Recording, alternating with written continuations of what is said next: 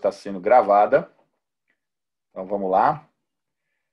Gostaria de frisar que nós estamos fazendo uma atualização dos pacientes, na verdade, da doença, né, a Covid-19, em todas as suas faces, né, desde o cuidado geriátrico, que foi abordado de maneira absolutamente perfeita do Dr. Maurício Miranda, com bastante perguntas, uma aula fantástica do Dr. Augusto, e agora seguindo com a doutora Maria Goretti sobre cuidados e estratégia de comunicação no acolhimento de famílias de Covid-19. Então, fica à sua disposição, Goretti, quando você quiser compartilhar, eu acho que eu já permiti.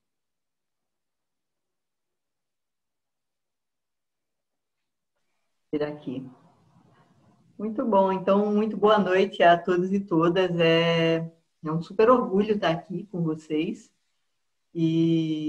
mas eu não estou sozinha, né? Não estamos sós.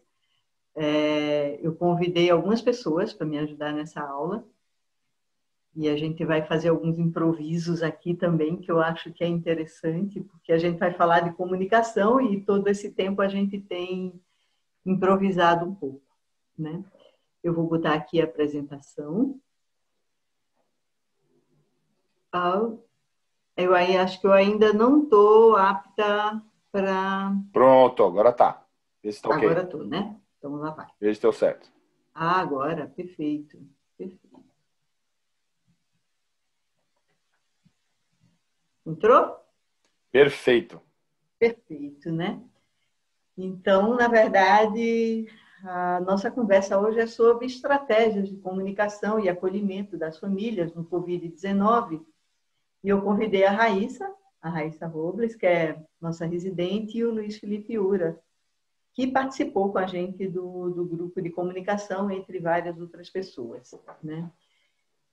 Para quem não sabe, para quem está chegando, quem não conhece a história, o que aconteceu no servidor é que no início da pandemia, quando a gente estava organizando, né, a estratégia de enfrentamento da pandemia no hospital, uma das questões que foi colocada, uma das dificuldades, é que a equipe que estava trabalhando na UTI, né, e mesmo as equipes das enfermarias, estavam sobrecarregadas, com muito trabalho, com muitos pacientes, a UTI com muitos pacientes graves, muitíssimos, né, muito além do seu número habitual, e havia pouco tempo para entrar em contato com as famílias, e as famílias estavam buscando e estavam desesperadas por conta dessa situação de que o hospital não estava fechado à visita de familiares, né? A gente estava, no primeiro momento, numa quarentena e mesmo em uma situação muito fechada. E surgiu, numa das reuniões, essa demanda. E alguém falou, não, criar um grupo, as pessoas falarem, né, alguém fazer esse boletim médico em nome das equipes.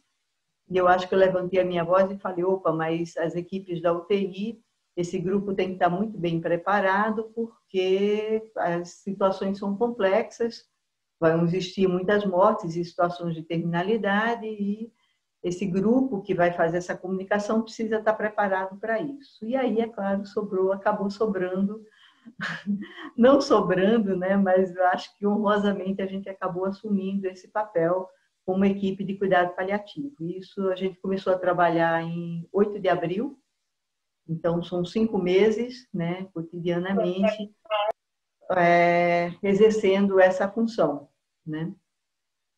E eu acho que é um tempo de muitos aprendizados, foram muitas coisas que aconteceram conosco, com a equipe da UTI, com as famílias nesse tempo, e acho que a ideia hoje era compartilhar um pouco essa experiência, né? Mas o Derlan tinha botado como tema assim, estratégias para uma boa comunicação, mas aí eu parei, eu digo, eu não sei, estratégias para comunicação, o que seria exatamente uma boa comunicação, né? O que a gente pode chamar de uma boa comunicação? Acho que existem muitos textos teóricos de muito boa qualidade. Eu acho que depois algumas pessoas que trabalham com comunicação, e eu conheço aqui, podem até ajudar nisso. Mas, ao longo desses anos no servidor, a gente teve alguns pacientes que eram craques nisso. E eu queria apresentar para vocês uma dessas pessoas. Esse é o Paulo Patarra. Paulo, um dos maiores jornalistas desse país, né? Ele é um jornalista muito conhecido, um dos gigantes do jornalismo no Brasil. E o Paulo estava internado na nossa enfermaria, já faz alguns anos isso, e era muito curioso, porque vocês podem ver, ele era um paciente com tumor de cabeça e pescoço que era traqueostomizado, né, laringectomizado também, e ele não emitia nenhum som. Então, eu vou mostrar um vídeo do Paulo que não vai ter nenhum som. Por favor, não fiquem aflitos, o som do computador está normal, a gente sabe colocar, mas é um vídeo silencioso mesmo. Porque chamava muita atenção da equipe o quanto que o Paulo conseguia se comunicar. A gente conseguia conversar com ele horas a fio, né? E ele não emitia nenhum som. E aí eu vou convidar vocês a um exercício, é um vídeo de 50 segundos, onde ele dá uma aula sobre comunicação. Para mim, eu acho que é a aula mais importante que eu já ouvi sobre comunicação.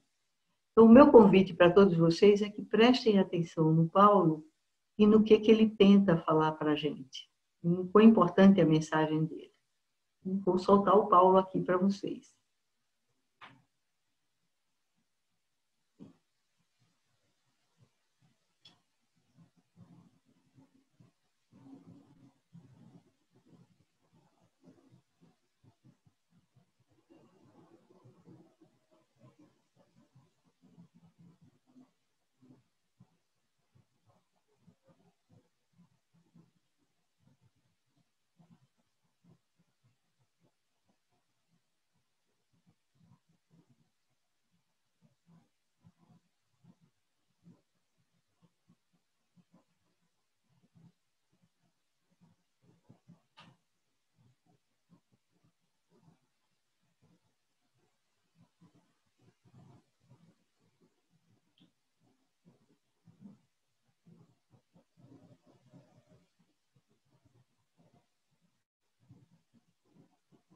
E aí?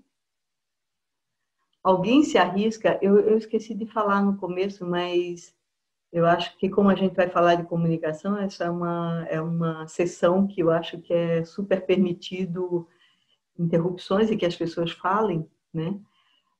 Eu não me incomodo com isso. A gente até meia-noite ainda é hoje. Mas alguém se arriscaria a falar do que o Paulo falou para a gente? Tem uma ideia aqui. Não se fala com a boca e sim com os lábios? Quase. A primeira frase dele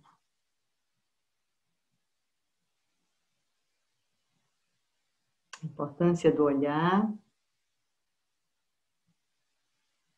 Alguém se arrisca em mais alguma coisa? Se quiserem falar, abrir o microfone e falar, também não há nenhum problema. Isso, Você no fim fala ele com os fala. olhos? Ele tem a filha dele é cineasta e ela que fez esse videozinho com o celular, né? E ela dá esse foco no final dos olhos, né? Porque ele fala algo sobre isso.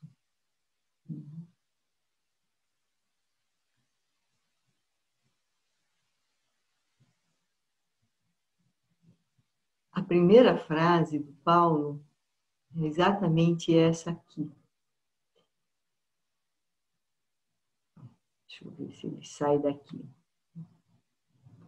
A comunicação só existe quando se olha dentro da pessoa com quem se fala. Aí ele segue. A boca fala muito, mas nem sempre diz exatamente o que queremos dizer. Por isso, quando estiver conversando com alguém, não é para a boca que você tem que olhar, é para os olhos. Aí é a hora que ele derruba o óculos assim. E aí ele arremata. O importante é olhar nos olhos.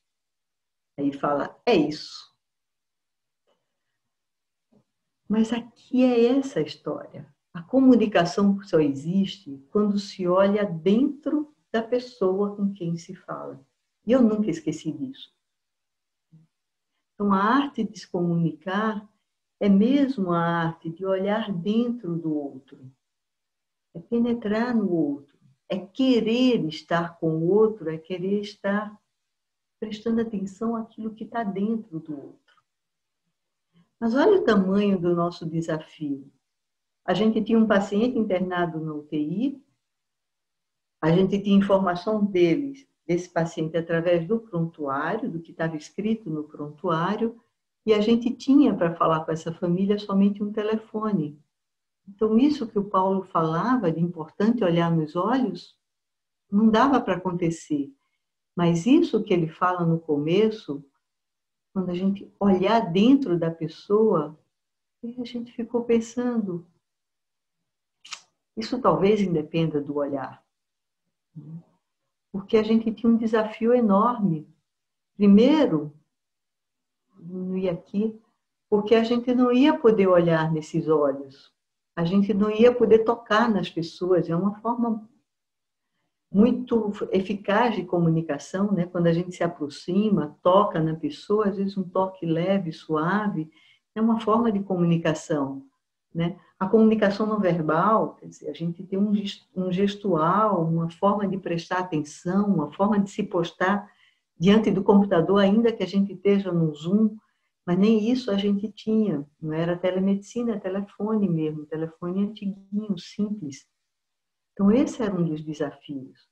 A gente tinha que olhar dentro daquela pessoa, mas sem poder olhar nos olhos, ou tocar, ou se manifestar de outra forma. A gente também não conhecia os rituais da UTI. A UTI era nova para a gente. Os termos usados, as siglas, as práticas. Bom, a gente é uma equipe de cuidados paliativos, né? A gente não está habituado a esse ritual. E ainda mais em abril, quando a gente começou, a gente sabia muito pouco sobre o Covid, e na verdade todos nós ainda sabemos muito pouco, essa doença misteriosa, gravíssima. A gente vem aprendendo ao longo desses 5 meses, quase 6 de pandemia.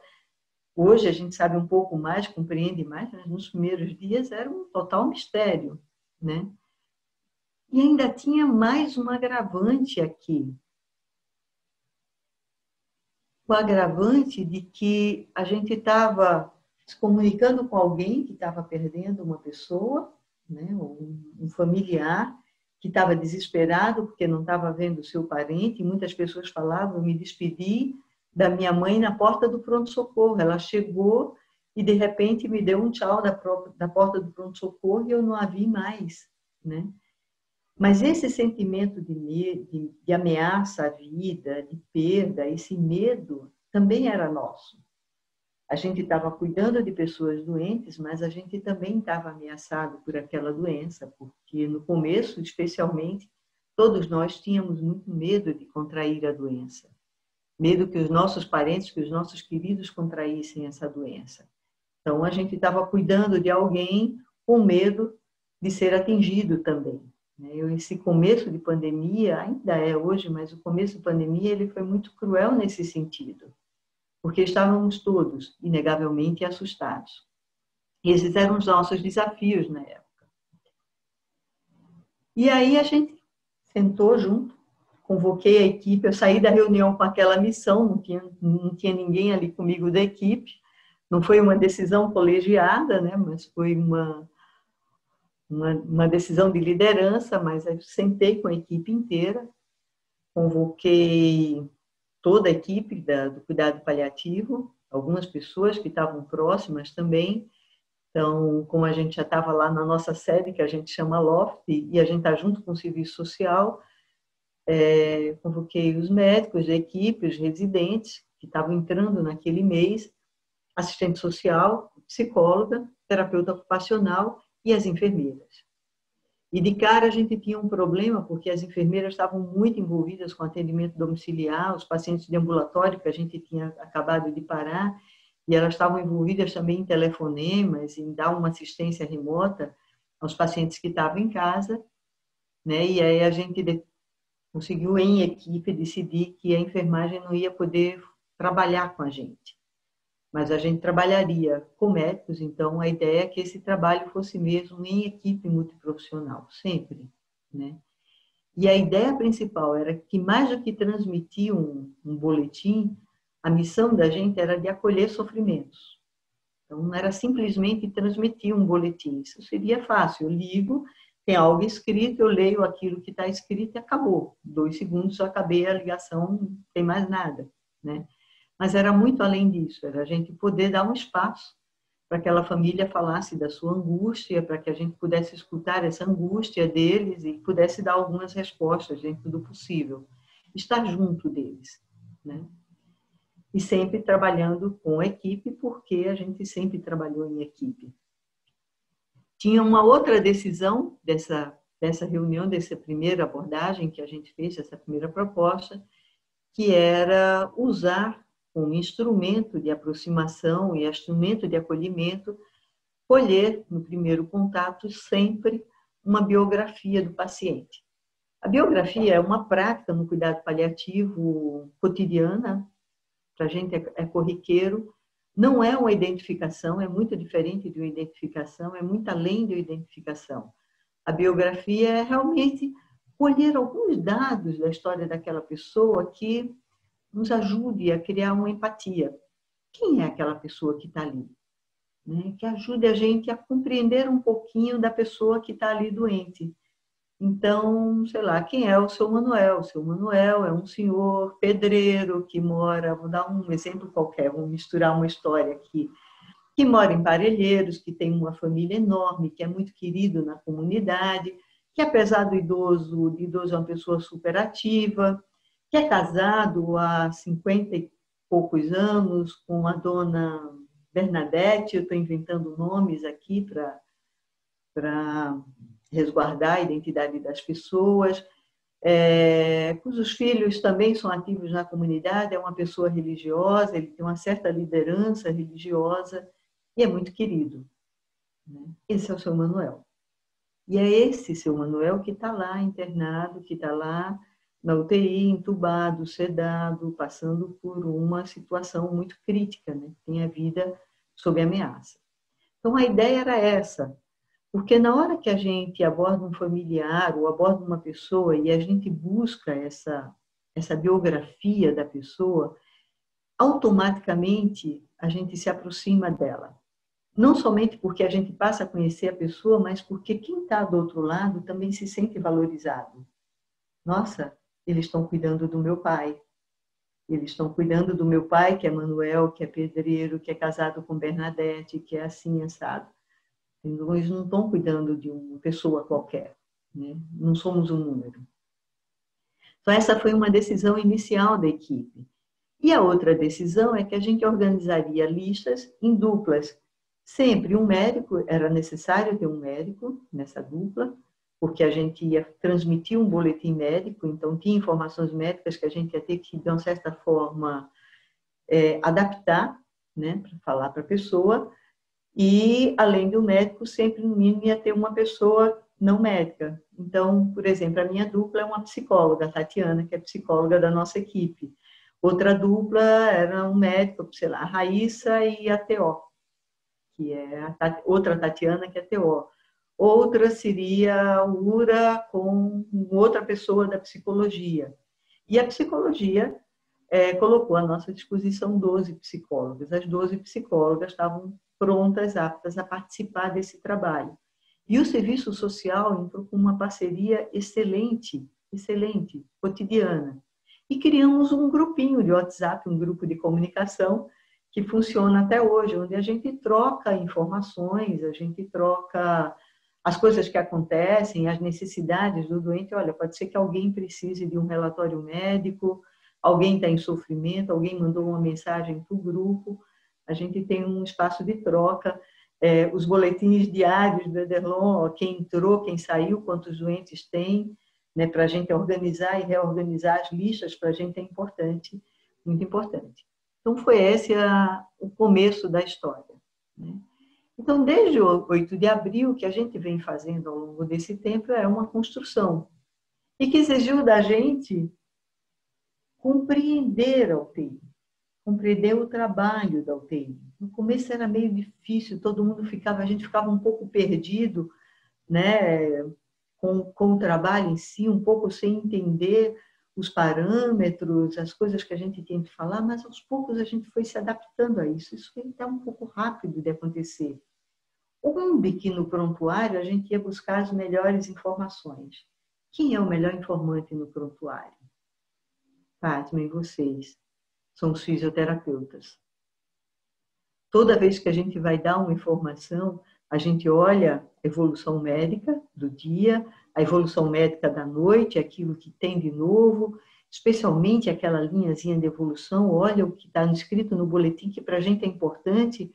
O que o intensivista escreve no boletim é um resumo, né, daquilo que a gente quer, é a impressão que a pessoa tem, a impressão do intensivista é muito importante, muito mais do que a nossa. Tem a aba de resultados de exames, mas tem sempre uma anotação do fisioterapeuta, que geralmente é muito fiel. Eu vou dizer depois por quê. Ele tem sempre a última atualização ali do prontuário, e a gente gosta muito. Além disso, a gente criou também espaços de interação, porque algumas vezes a gente tinha dúvidas, olhava, tinha dúvidas, às vezes tinha uma informação que não batia muito com a outra, tal, e a gente comecei a escrever para o Caio, para o Derlon, tinha uns áudios famosos do Caio. Eu perguntava, como é que está a dona fulana? E o Caio começava a me mandar áudios, né? E o espaço do café, né? Que não dá para deixar de falar, que eu virei freguesa, oculta nada. Explícita do café da UTI. De vez em quando eu virei uma frequentadora do café do Ederlon. Vou lá tomar um café, e a gente conversa, e ali também eu aproveito para saber um pouco além dos doentes. Mas ao longo do tempo também as famílias queriam uma participação maior. Foi se criando uma entidade, uma forma de lidar com essas famílias, um ritmo nesse trabalho. E aí era muito interessante que as famílias descobriram que era possível, através da gente, no começo, acho que a primeira interação foi através do próprio Caio, enviar um áudio para o paciente. Olha, manda para o meu celular um áudio e eu mando para ele ouvir. Eu me lembro demais do primeiro paciente, do primeiro áudio que eu levei, do Lindo. Todo mundo lembra do paciente cujo apelido era Lindo. E aí a gente tinha terapeutas ocupacionais no grupo e que já estavam começando um trabalho de comunicação com alguns pacientes da enfermaria, e logo as TOs maravilhosas assumiram esse trabalho de uma forma brilhante. As terapeutas ocupacionais têm ido 2 vezes por semana levar para cada paciente, para todos os pacientes da UTI, um áudio da família que queira lhe enviar. E isso é muito importante. Por mais sedado que a pessoa esteja, eu me lembro a primeira vez que eu cheguei na UTI com um áudio de um paciente, eu digo, eu trouxe um áudio para o fulano.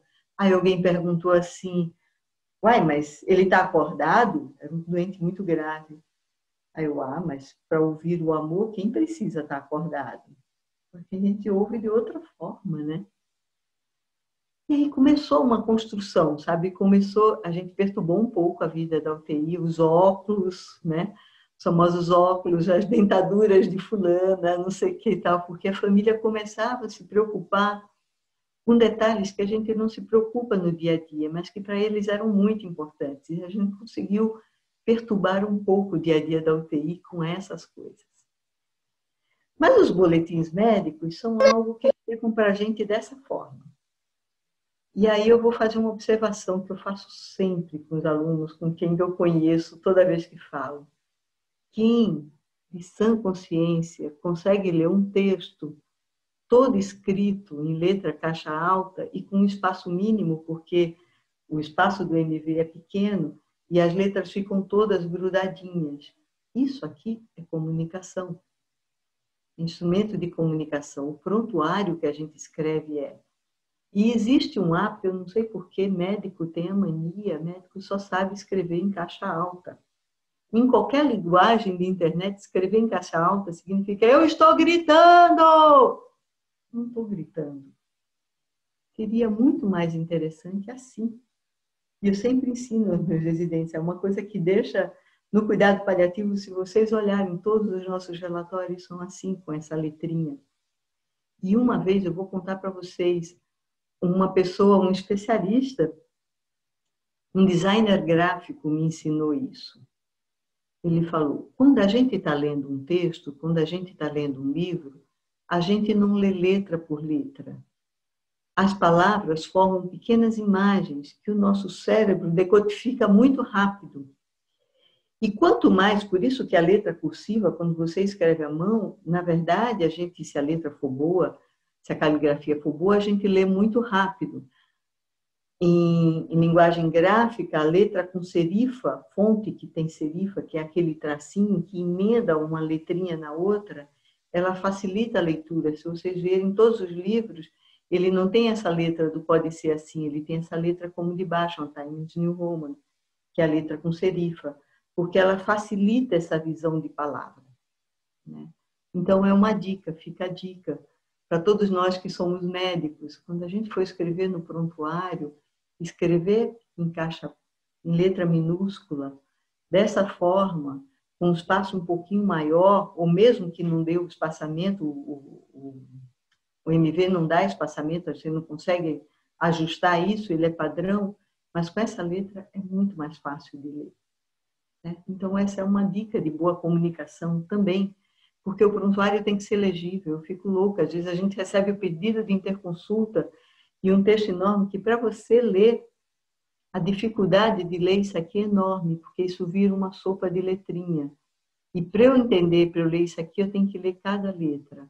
Aqui não, eu leio palavras. Bom, já fiz a minha doutrinação do dia. Mas olha esse boletim. Eu me lembro que no começo também teve uma polêmica no grupo de diretores e que alguém falou: não, mas para que médico ficar dando boletim? Qualquer pessoa, uma assistente social pode ler o boletim. E aí eu me lembrei muito desse colega e eu entrei na briga. Não, imagina, né? Não é somente ler um boletim, tem muito mais a ser feito aqui e é obrigação do médico se comunicar com o familiar. E aí imagina um familiar, a gente chegar a um profissional e ler esse texto. Esse texto é maravilhoso para quem está na UTI. Ele dá para, quando a gente lê, é um boletim muito completo, muito complexo. Mas imagina alguém chegar e ler assim para o familiar: paciente gravíssima, com pior hemodinâmica, em uso de noradrenalina mais terlipressina, com novo diagnóstico de pneumonia associada a VM, em uso de vancomicina, polimixina B e amicacina, tratando também infecção urinária por Klebsiella ESBL e infecção de corrente sanguínea pela mesma bactéria. Evolui com piora da função renal em diálise, com parâmetros altos na VM, sem possibilidade de desmame no momento, não só pelo quadro de choque, mas também pelo diagnóstico de fibrose pulmonar, entre aspas, para explicar o diagnóstico, necessidades de pressões altas para realizar VC baixo, complacência baixa, sem resposta ao aumento de PIP, além de hipercapnia. Imagina a sua avó ouvindo isso? Eu não imagino a minha filha ouvindo isso, eu imagino que ela deve estar arrepiada. Porque eu falo muito menos e ela diz que a linguagem de médico, mãe, traduz. Paciente com probabilidade de óbito devido às disfunções orgânicas atuais, renal, metabólica, pulmonar, cardiovascular. Eu vou pedir ajuda agora. Talvez a doutora Raíssa, que está aqui, consiga ajudar nessa hora. Raíssa, ajuda a gente e traduz para a filha aqui, faz de conta que eu sou a filha da paciente. Liga para mim, põe teu áudio, liga para mim e me conta essa mesma história. Alô, é Maria? Sim, sou eu. Aqui é a Raíssa, do Hospital do Servidor. Como é que você tá? Ah, doutora, como vai? Nossa, doutora, eu estou numa aflição tão grande, esperando notícia da minha mãe. Estava louca que a senhora me ligasse. Eu imagino. Mas a gente já está aqui para dar as notícias. Mas primeiro me fala como é que tá seu irmão. Ontem você falou que ele estava meio ruinzinho em casa? Sim, sim, ele teve febre alta ontem. Ai, nossa, essa doença, doutora. Tá quase todo mundo doente em casa, assim. Ontem também minha prima que veio aqui visitar minha mãe tá doente. Tá um caos. Tá um caos a minha família. Meu Mas Deus. meu irmão parece bem, só tá com febre. Tá, continua de olho nele. Qualquer coisa a gente já te orientou para trazer ele para o hospital caso precise, tá bom? Sim, sim. Agora minha mãe, doutora. Bom, vamos às notícias então da dona Rita. Infelizmente, as notícias de hoje não são tão boas. A dona Rita, ela piorou muito nas últimas 24 horas. Bom, vamos por partes. A gente, olhando a parte infecciosa no exame de sangue, percebe que todos os parâmetros de infecção estão aumentando. Isso significa o quê? Que ela está desenvolvendo uma nova infecção. E ela está fazendo febre e ela já está usando antibióticos bastante potentes. Hoje foi adicionado mais um antibiótico para ver se ela responde melhor a essa nova infecção que apareceu. Nossa, doutora, isso é grave, então. Sim. Paciente que está assim internado na UTI, que está usando ventilação mecânica, normalmente eles têm uma tendência a desenvolver uma pneumonia associada a essa ventilação. Então, provavelmente esse foco que ela teve de infecção nova é pulmonar. Além disso, ela já está tratando uma infecção de urina que foi parar no sangue. Nossa, doutora, isso é infecção hospitalar? É o que chamam de infecção hospitalar? Quando o paciente está internado no hospital, ele fica mais vulnerável a algumas infecções mesmo, e principalmente no ambiente de UTI, que o paciente fica muito sensível, muito vulnerável, pela própria fragilidade do corpo, ele pode desenvolver novas infecções, porque ele não tem a mesma capacidade que a gente tem para brigar contra as bactérias, né?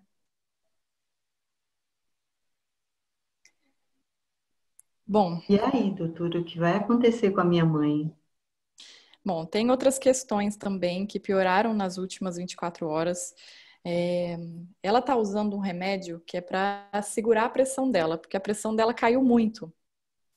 E Nossa, a minha gente, mãe tem pressão alta. Vivia mas com pressão alta. então, sabe quando a gente fica doente e a gente fica muito fraquinho, tenta levantar e a pressão cai? Uhum. Então, é a mesma coisa. Esses pacientes que ficam muito frágeis, a pressão deles acaba caindo muito. Então, a gente tem que entrar com um remédio, que é a noradrenalina, para poder tentar dar uma segurada nessa pressão. Ela está usando esse remédio numa quantidade bastante alta, e como ela piorou e ficou mais frágil nessas últimas horas, a gente precisou associar outro remédio para ver se consegue segurar melhor essa pressão dela também. E isso é um sinal de que o coração dela já não está conseguindo trabalhar direito, com a mesma força de antes. Você entendeu? E agora, entendi. Quer dizer que a Bom, situação está bem difícil para minha mãe. sim, tá bem delicada mesmo. Ela está acompanhando com o pessoal da nefrologia, né? Eles passaram lá, avaliaram ela, e como o rim também não melhorou, a gente vai precisar fazer outra sessão de diálise hoje. Então, Nossa, assim, de novo. eu preciso ser bem sincera com você. Diante de tudo isso que eu estou te contando, dessa piora, tanto do pulmão, quanto da circulação, quanto da parte renal, essa infecção nova que apareceu, tudo isso deixa a situação dela muito complicada. E eu preciso ser sincera, ela tem chance de evoluir a óbito se ela não conseguir responder a essas medidas que a gente está fazendo. Então a minha mãe está com risco de morrer assim? Sim, a gente está fazendo tudo que a gente consegue fazer. Para a parte da infecção, a gente entrou com antibiótico novo, né? Para a ventilação, ela está usando uma potência bem alta do ventilador. Mas a questão da ventilação não piorou só por causa da infecção nova que apareceu. Ela ficou com uma sequela por causa do vírus, que a gente chama de fibrose. que é quando o pulmão fica muito durinho e aí ele não consegue expandir. Então, a gente aumenta a potência do ventilador e o pulmão não consegue responder da mesma forma. Então, assim, a gente aumentou a potência do ventilador, entrou com remédio novo para circulação, entrou com antibiótico novo, só que a gente precisa esperar ela responder a essas medidas, né? E se ela não conseguir responder, ela corre risco de falecer, sim. Nem a gente tem rezado tanto, tanto, e ela é uma mulher tão forte, sempre foi tão corajosa. Mas ninguém está desistindo dela, não, né? Não, a gente não desiste dela. A gente está fazendo tudo que está ao nosso alcance, né? Mas vocês também com as orações em casa. Mas eu acho que quem decide, assim, né, sobre a nossa vida vai muito além da medicina também, né? A gente está fazendo a nossa parte, Dona Rita também está fazendo a parte dela, lutando bastante, vocês da família estão todos orando, e a gente precisa ver agora como ela vai reagir nas próximas horas. Oração não falta. Minha mãe é muito, muito, muito querida. O que tem de gente rezando por ela não está, sabe, não está escrito assim. Nossa, doutora, eu agradeço muito, agradeço a sua sinceridade, mas, nossa, não é fácil, não. Eu espero que ela melhore, eu sim, tenho fé em Deus que ela vai melhorar. Mas muito, Sim. muito, muito obrigada, doutora, muito obrigada por falar. Amanhã é a senhora mesmo que vai ligar? Amanhã sou eu mesmo que vou te ligar e eu espero, sinceramente, vir com notícias melhores que as de hoje. Vamos continuar orando bastante para dar tudo certo, né? Muita força para todos vocês aí. Muito obrigada, doutora, muito obrigada mesmo.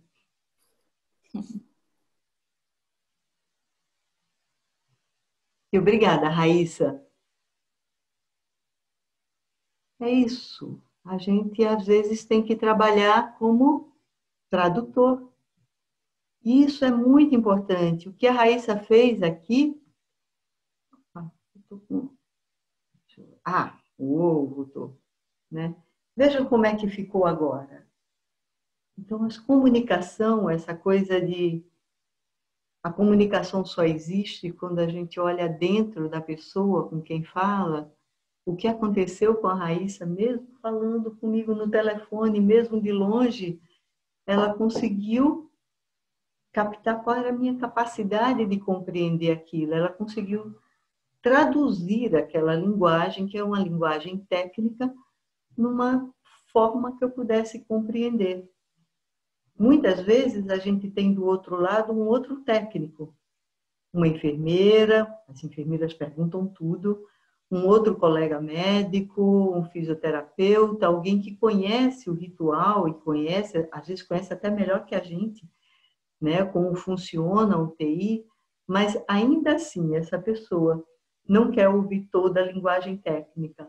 A gente tem que saber entremear essa linguagem técnica com alguma coisa que faça sentido também, né? Que ele perceba que a gente está falando do pai dele, da mãe dele, né? E de uma situação muito delicada.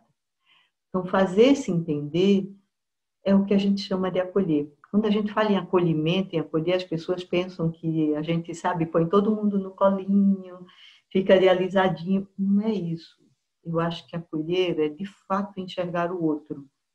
É, de fato, ser capaz de entender como o outro, o que é que o outro vai entender daquilo que a gente vai falar. É falar e ser compreendido. E é estar pronto para escutar. E, às vezes, tem muitas perguntas, né? Não é só isso, a gente tem muitas perguntas, muitas perguntas. Às vezes a gente fala, dá notícia, às vezes a filha é uma filha tranquila, como a filha dessa senhora, mas às vezes eles perguntam, qual é a pressão do oxigênio? Eles querem saber da FiO2, né? Aí eles, na linguagem deles, qual que é a pressão de oxigênio? Ou ficam perguntando o resultado de cada exame. Doutora, e a creatinina? Aí eles perguntam a pressão do oxigênio, você tem que olhar num lugar. Pergunta o resultado do exame e vai no outro. Aí você tem que organizar. E a dose da noradrenalina? Não, peraí, deixa eu ver todos os exames antes, depois a gente volta lá. Não, e a creatinina, quanto tá? E o PCR? E o leucograma? Ontem estava assim, hoje já está diferente. porque eles anotam tudo. Família é assim. Família de doente grave anota tudo, tudo, tudo. E não tem problema a gente falar. Não tem problema. Sabe o que é que acontece quando eles anotam tudo? Normalmente a gente fala com um interlocutor da família. Mas muitas vezes são várias pessoas, são vários membros. E ali no meio tem um médico, tem um amigo médico ou enfermeiro, ou outro profissional de saúde. Eles querem saber, eles querem acompanhar. É a forma que eles encontram de estar próximo. E aquela pessoa que recebe a notícia, ela tem a incumbência de anotar tudo para poder passar para os outros. Então, eles ficam querendo todos os dados, todos os números, eles organizam tabelinha para passar para os outros. E é assim que eles sabem se está melhorando ou não. Ou eles pensam que sabem se está melhorando ou não, né? Uma pergunta, que medicamento que está tomando? No começo era, está tomando cloroquina, e a dexametasona, e falou de alguma coisa na TV, eles já estão perguntando no dia seguinte. Não tem como, né? Teve melhora, mas no fundo, doutora, depois de tudo isso, a senhora acha que está melhorando? Se melhorar um parâmetrozinho só, se a creatinina baixar 1 milímetro, ele fala, mas está melhorando, porque a creatinina baixou 1 milímetro. Eles ficam buscando esse fio de esperança. E a gente precisa compreender isso. E ter paciência de falar, sabe? Isso não pode nos ofender. Eles não vão fazer nada com aquilo, mas, enfim. O que eles querem saber é se houve melhora. E o que eles mais perguntam a gente, ela está acordada? Ela está reagindo? Como é? E como é duro quando a gente não encontra, né, essas respostas. E aí eu vou contar, temos que dar um tempo ao silêncio, sim, sim. Precisa, sim, a gente precisa dar informação com calma, com silêncios, claro, Ellen. Isso é muito importante, muito. Eu vou ler mais aqui sobre, para não perder um pouquinho o ritmo. Então, nessa história de querer saber de tudo, eu vou contar a história muito engraçada. Agora é a minha vez, né? Eu saí roubando a figurinha de WhatsApp da Raíssa, roubei a minha também. A história da dona Jaciara e do seu filho Cláudio. Pedagoga, né? Porque é assim que todo mundo me conhece.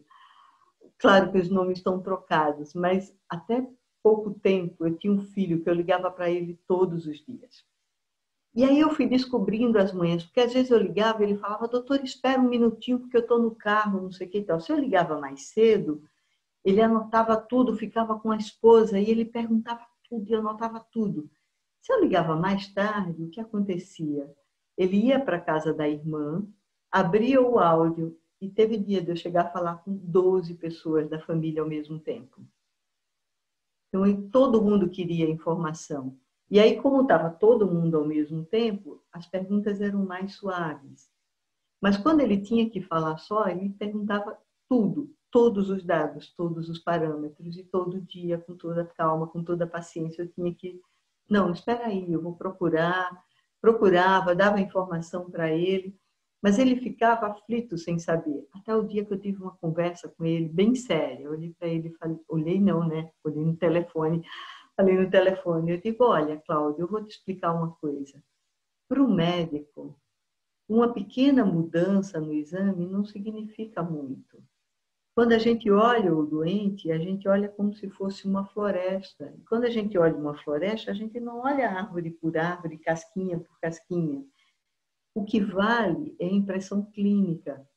Tem o exame é um papel. Às vezes varia um pouquinho. Um dia está mais alto, um dia está mais baixo, que ele não entendia. Mas o PCR ontem estava 7, hoje está 7,5, amanhã está 8, está 11. Pequenas variações não vão mudar muito. O que é importante para a gente é olhar como ela está clinicamente, como é que ela está reagindo, se a respiração dela está melhor, se ela está aproveitando melhor aquele oxigênio, se ela não teve febre, se ela reage um pouco mais a estímulo. A gente olha o exame, a gente olha o doente, a gente olha como um todo. E é assim que o médico raciocina. Aí ele, entendi. Mas no outro dia ele perguntou tudo outra vez, não tinha jeito. Mas aí essa senhora morreu. A mãe dele, apesar de todos os esforços, morreu. E aí, opa, esqueci o nome aqui. Esqueci de trocar o nome aqui. Bom, e ele manda essa mensagem para a gente. Somos muito agradecidos pelo excelente trabalho, excelente e dedicado trabalho feito por vocês e por toda a equipe médica que cuidou da minha mãe. Peço que transmita a nossa gratidão para a doutora Goretti, ele mandou a mensagem por outra pessoa, que nos relatava todo dia o quadro clínico com detalhes e muita paciência. Muita paciência. Eu sempre deixava ele para o final, porque eu sabia que ia demorar um horror. Um verdadeiro ministério que vocês fazem. Deus abençoe a cada um de vocês, em nome de Jesus. Eu vi esse nome de Jesus todos os dias, porque por pior que fosse a notícia, ele olhava para mim e falava: não, doutora, mas a minha mãe vai sarar. Porque a dona Jaciara, mãe do Cláudio, não Carlos, esquece Carlos aqui, era uma pessoa incrível, era uma mulher que cuidou sozinha de 5 crianças. Ela ficou viúva muito jovem, com 5 filhos, e essa mulher batalhou a vida toda por esses filhos.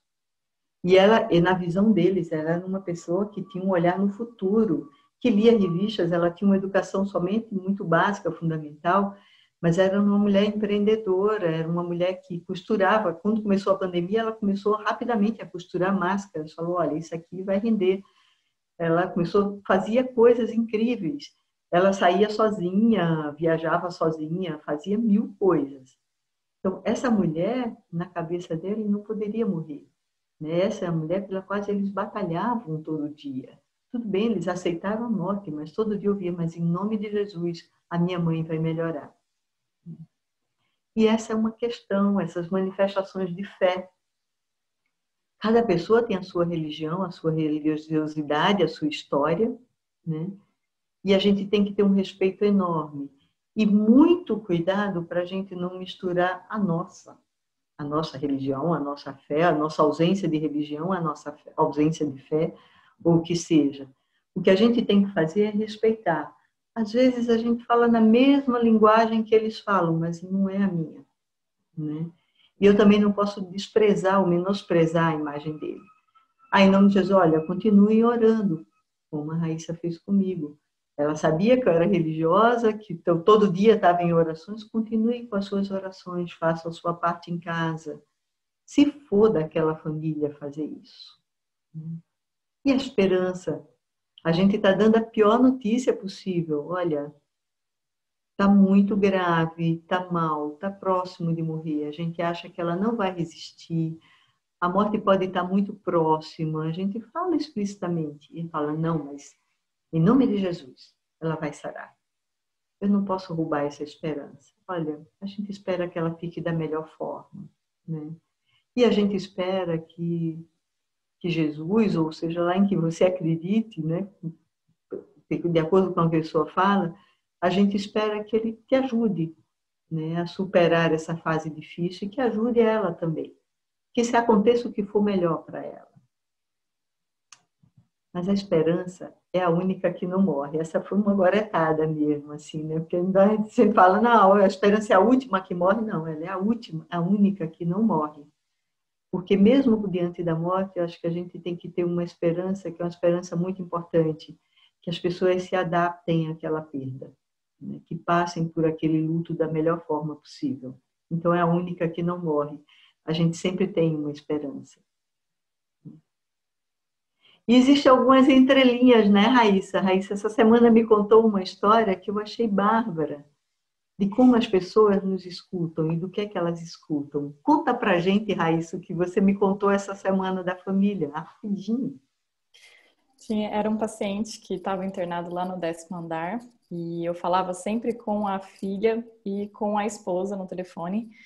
E, assim, eu sempre deixei muito clara a gravidade dele, mas nunca tirei a esperança, como você disse ali. E eu despeço das ligações sempre do mesmo jeitinho, assim: ó, tá muito grave, mas vamos continuar orando, tal, até amanhã, tá? Aí, no dia que ele piorou assim, de verdade, eu liguei, falei, expliquei toda a situação para elas.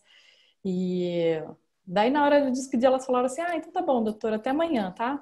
Aí eu dei uma vacilada, tá, tchau, e desliguei. E aí ele morreu de madrugada. E aí elas foram para o hospital. De manhã elas me procuraram lá na enfermaria, que elas queriam me conhecer. E aí elas chegaram, agradeceram, tal, mas elas falaram assim: doutora, a gente sabia que ele ia morrer nessa madrugada. A gente já estava preparada, a gente sabia, porque foi a primeira vez que você falou tchau, ao invés de falar até amanhã pra gente. E ali a gente soube que a gente nunca mais ia se falar. E aí eu comentei com a Goga, que eu falei, gente, uma coisa tão boba pra gente, né? Uma despedida, um tchau e um até amanhã, basicamente virou o prognóstico do cara, né? Exatamente, assim, a gente fala sem querer, né, sem saber, a gente fala nas entrelinhas e eles compreendem essas entrelinhas, eles estão prontos para ouvir. Isso pode ser bom, isso pode ser ruim. Às vezes é uma mensagem como essa, muito sutil, né? Tchau, né? Não vai ter amanhã, né? Não vou falar até amanhã, porque eu sei que não vai ter uma amanhã, né? E o outro lado compreende. E às vezes pode ser uma mensagem não tão, sabe, não tão sutil assim, e que a gente nem percebe, mas o outro lado sempre percebe. Tem uma hora que parece que não vai. Ah, já sei, é porque eu estou com isso aqui na frente. Aqui. Então, algumas vezes a comunicação fica difícil porque... Vocês já ouviram falar? Tem boi na linha? Né?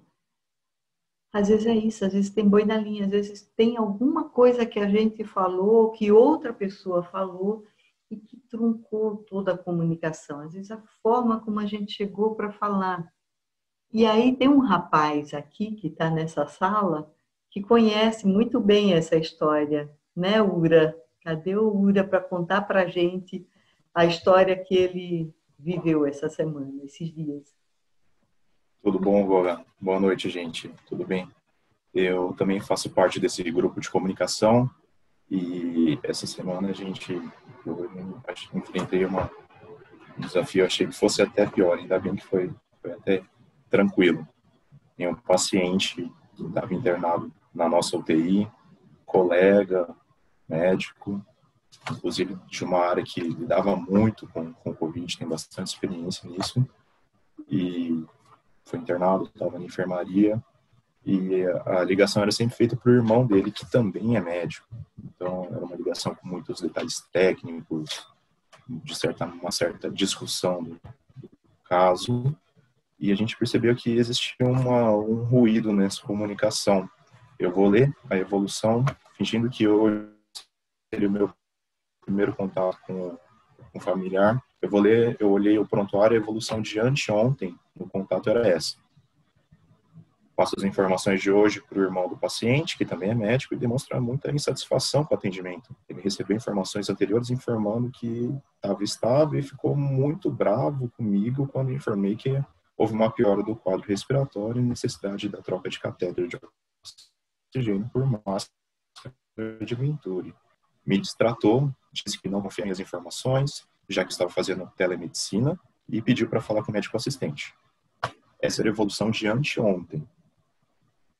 Ontem, esse paciente piorou, foi entubado e transferido para a UTI. Não tinha registro no contato com o familiar. Não sabia se essa atualização tinha sido efetivamente passada para esse familiar, que já estava muito insatisfeito com a situação, com a comunicação. E eu fui ligar para ele, primeiro contato.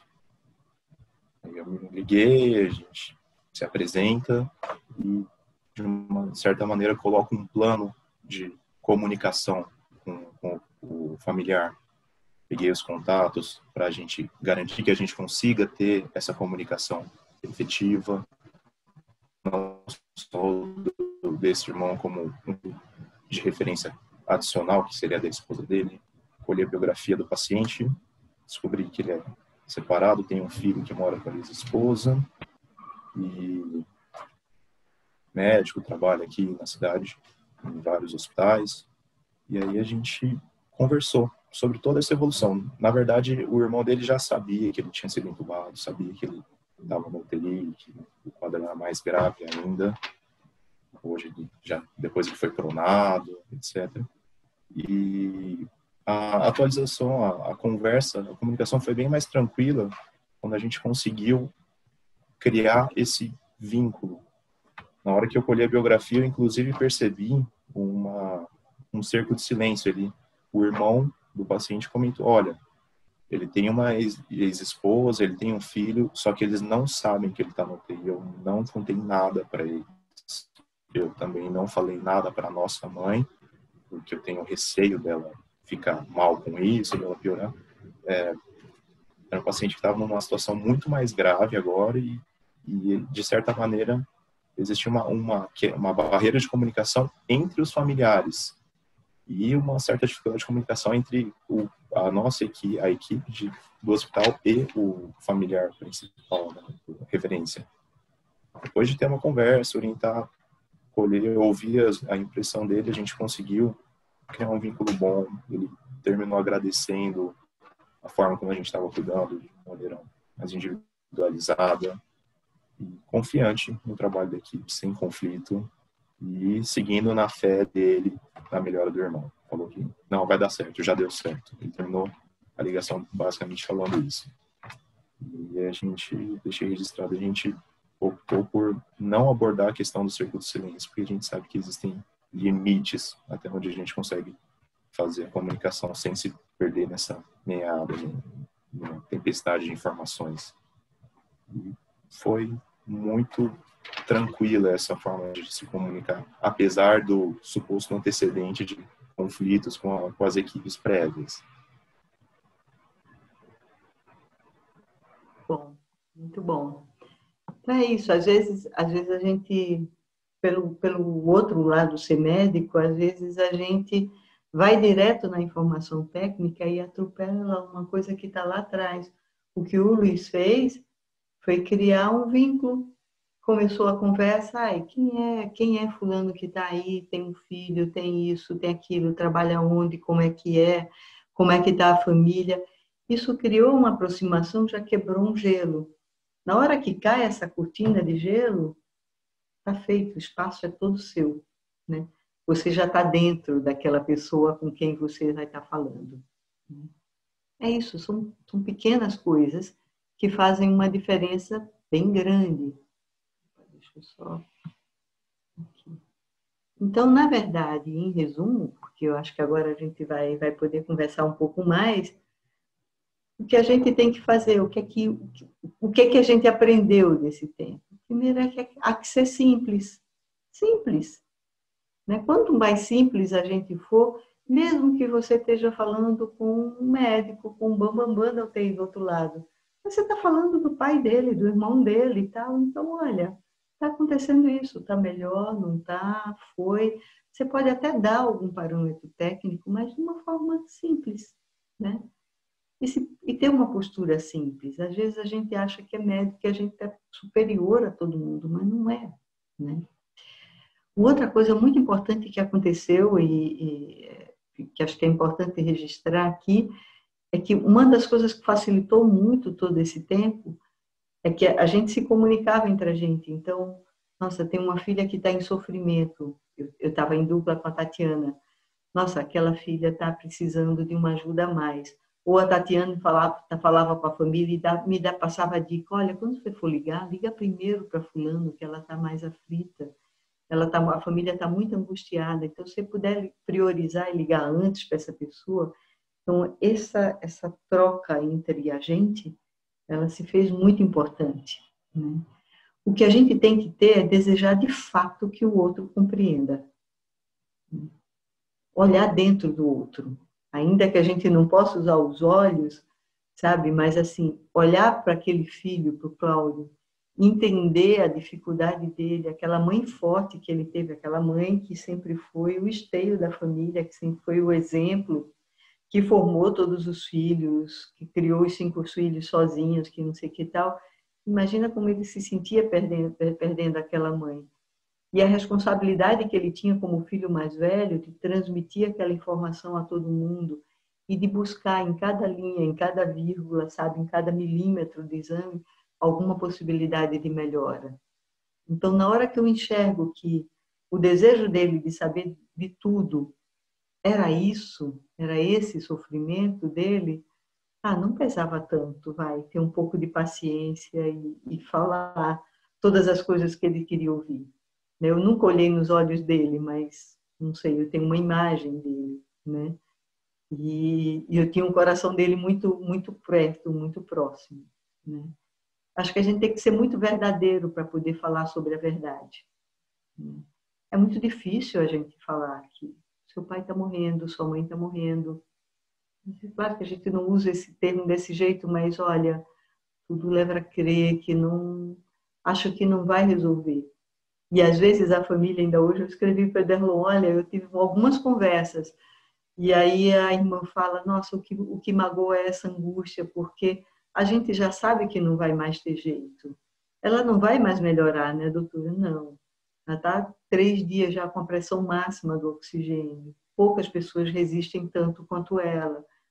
Nossa, a gente só queria que, sabe, que não se prolongasse mais, para a gente não saber que ela sofre mais, porque a gente está numa angústia tão grande, né? Essa permissão da família, sabe, permissão entre aspas, essa compreensão da família que o outro está morrendo, ela acontece muito mais facilmente do que a gente imagina. Às vezes a gente fica com muito pudor, achando que a família vai se desesperar ou achar que a gente está desistindo. Mesmo as famílias que perguntam isso, como aquela filha, elas sabem quando está a hora, sabe, quando o outro está morrendo. E tudo que eles pedem é isso, para o familiar não sofrer. Eles perguntam muito, mas ele não está sentindo dor, né? Não, ele não está sentindo nenhuma dor, ele está sedado, está tranquilo, está muito bem cuidado.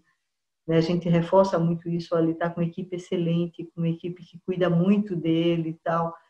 E aí eles ficam muito aliviados, né? E é verdade que a gente está falando, claro. Ser tolerante, né? A gente precisa ser tolerante com o outro. Às vezes tem que ter pessoas que são mais difíceis mesmo, que perguntam a mesma coisa muitas vezes, que repetem, que, sabe, ou que se irritam às vezes. Calma, não é comigo. Ser tolerante.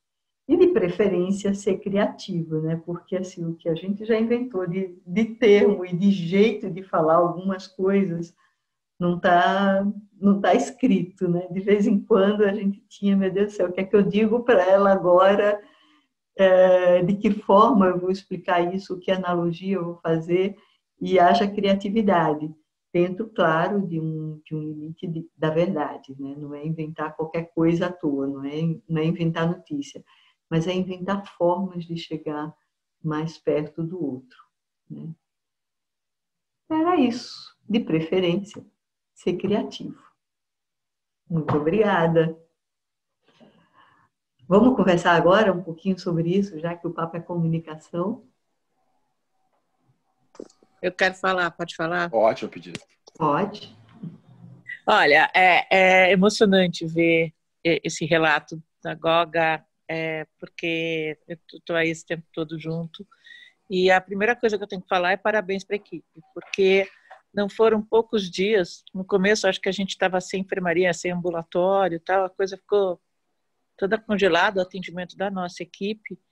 E isso foi um esforço, assim, né? Não foram poucos os dias que os residentes saem 8h30, 9, 10, e a partir de um certo momento, em julho, quando a gente começou a ter nossa enfermaria, a Covid,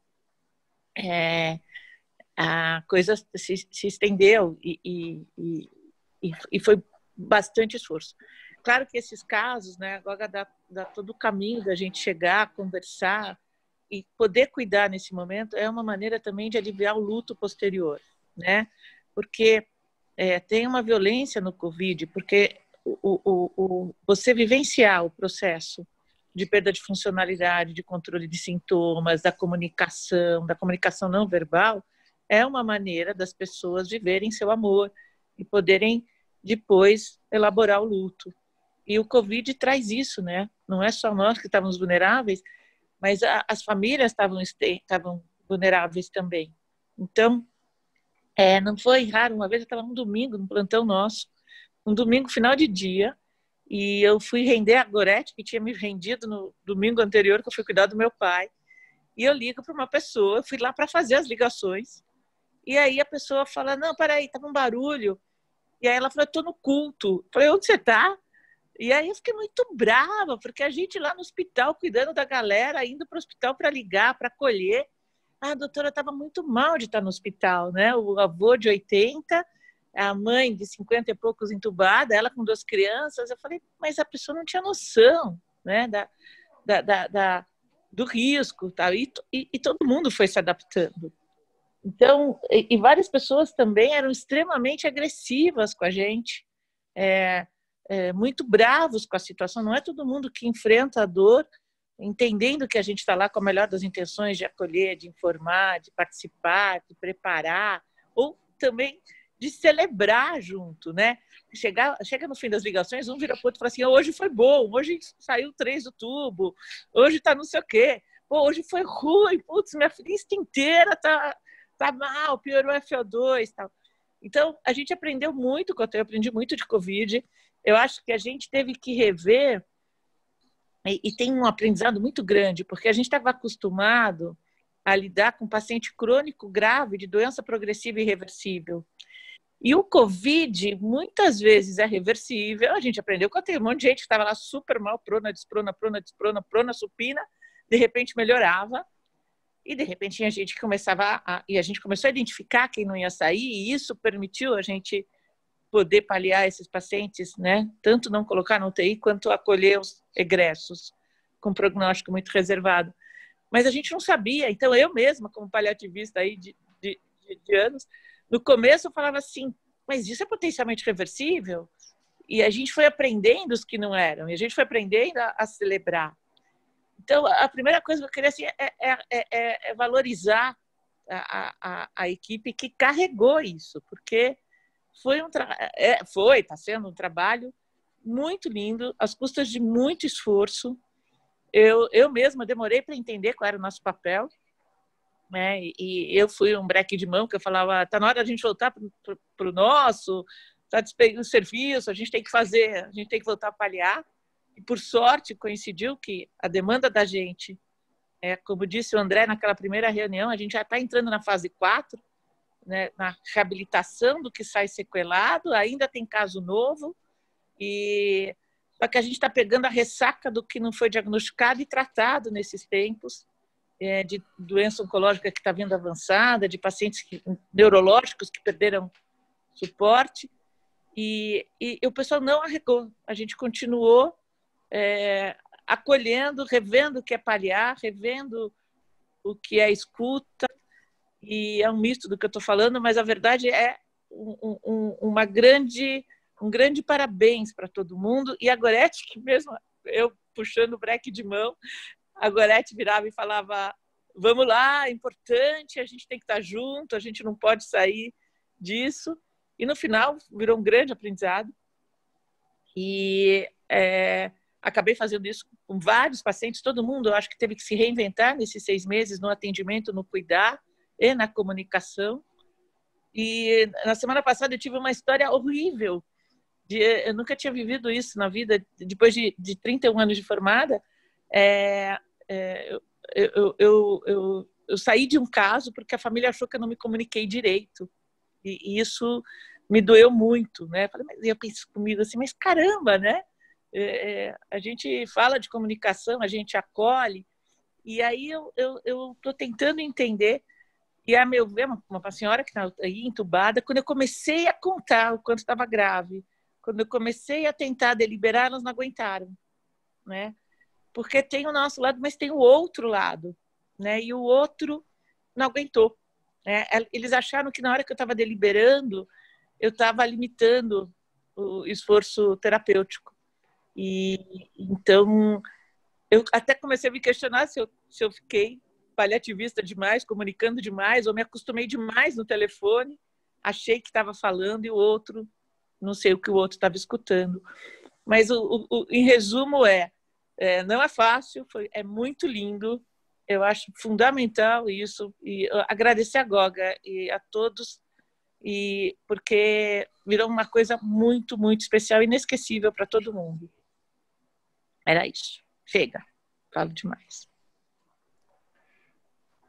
Sensacional. A aula exatamente essa é a ideia, realmente, a gente conseguir divergir sobre um tema que é extremamente amplo, um tema que não é só o paciente grave, não é só o paciente que está tendo algo infeccioso, e sim que acomete todos os órgãos e principalmente acomete não só ele, mas como todas as pessoas que rodeiam todo mundo, né? Então, acho que essa amplitude, essa capacidade de a gente poder entender principalmente a comunicação como algo que não é uma dificuldade, algo pesado, e sim algo para ser aprendido e ser treinado juntamente com a pessoa que vai ouvir o que você vai falar, entender essa pessoa.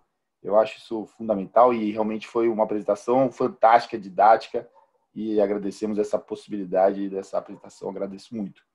E posso começar com a pergunta? Acho que, como estou como anfitrião, vou começar com uma pergunta que realmente é uma dúvida, né? Que nós aqui da terapia intensiva temos bastante. A gente tenta evitar o tema, a abordagem com a família, de termos técnicos, exatamente com esse sentido. A gente evitar os termos técnicos, evitar falar muito sobre especificidades do tratamento, exatamente para a gente evitar esse tipo de dificuldade. E, obviamente, tentando adaptar a nossa fala a, logicamente, a capacidade de compreensão da pessoa que está do outro lado. Qual seria o caminho mais correto quando uma pessoa vem abordar você com termos técnicos? Ela já ouviu isso antes.